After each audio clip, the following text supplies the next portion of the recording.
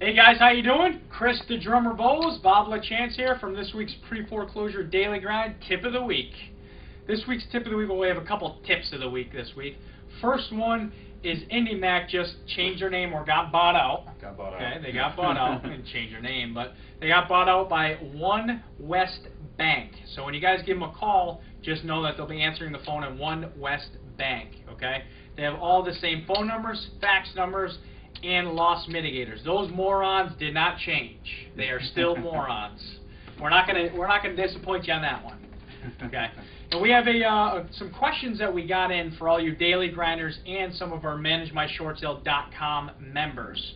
There's been a common theme lately, and this past week in general. Okay, we've been getting to these same issues, and the issues that have been coming up are you guys have been getting your short sales accepted. However, there's four main themes that have been happening, and the properties have actually not been closing due to these four main factors.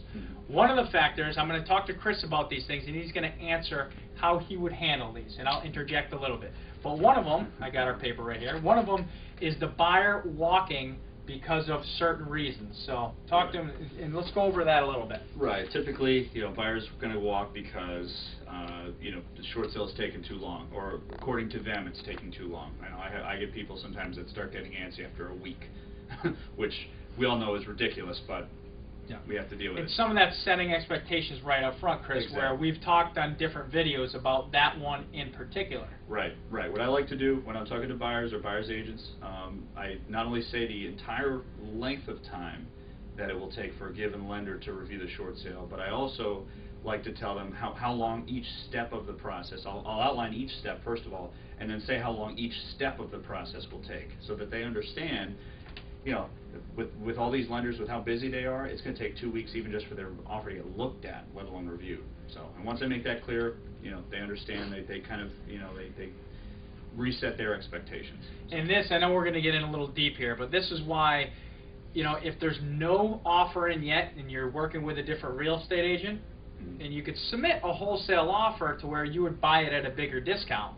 So that would start the process where the agent at that point could market the property, and if a higher offer comes in, guess what? You already started the process. Right. That makes full sense, right? And exactly. And in the meantime, that same agent could be, marketing the property, trying to bring in as many offers as possible, because, if you got 4 offers in there, then at least if you lose one, if one of the buyers walks, you got, 2, 3, 4, 10. In one case, we had, I think, 12 offers on one property. Yeah. You got 11 other buyers that are waiting to slide into their place. So. Exactly. Another one is the appraisals have been killing it for the end buyers, meaning the property, the end buyers financing appraised the property, the short sale property, and it did not appraise for the purchase price that they wanted to buy the property at. Right, and this is something that, first of all, I'll have agents ask me or bring up the fact to me that, it's a declining market.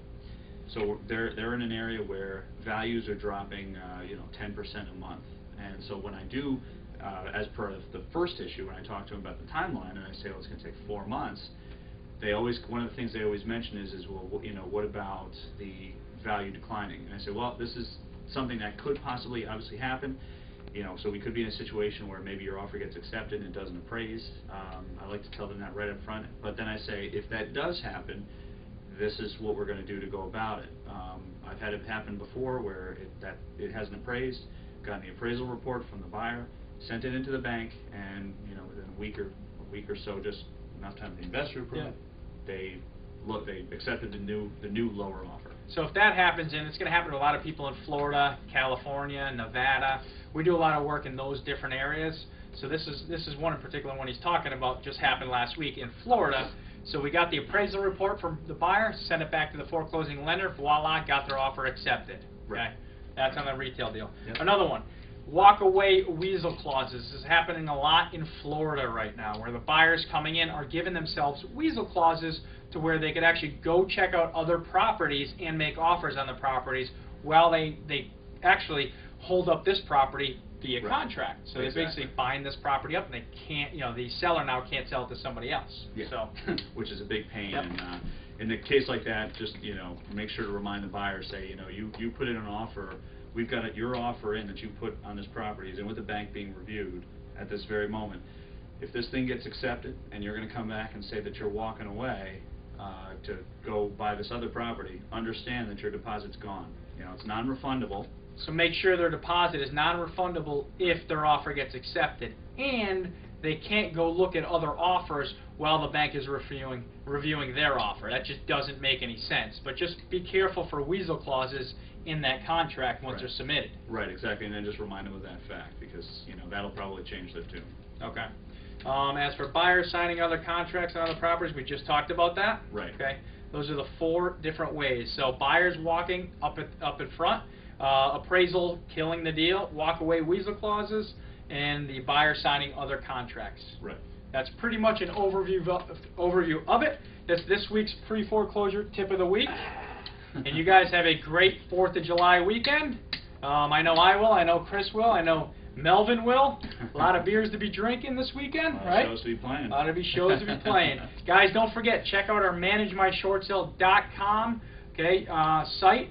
We're actually adding, in the next few weeks, some webinar series, some marketing, acquisitions, loss mitigation, liquidation, and settlement webinars. So it's going to be a well-rounded coaching program along with the online short sale management tool and loan modification management tool that's included within ManageMyShortSale.com.